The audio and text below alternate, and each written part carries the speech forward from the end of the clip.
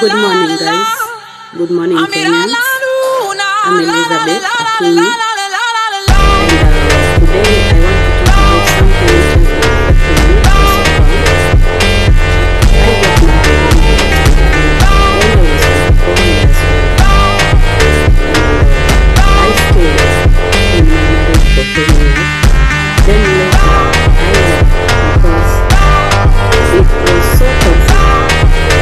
But I'm not here for that today. I'm going to speak in Kiswahili so that everyone can understand what I'm talking about. Leo naita wababa wote hapa, naita wamama wote hapa. In short, naita wazazi hapa. Na pia naita hata watu wale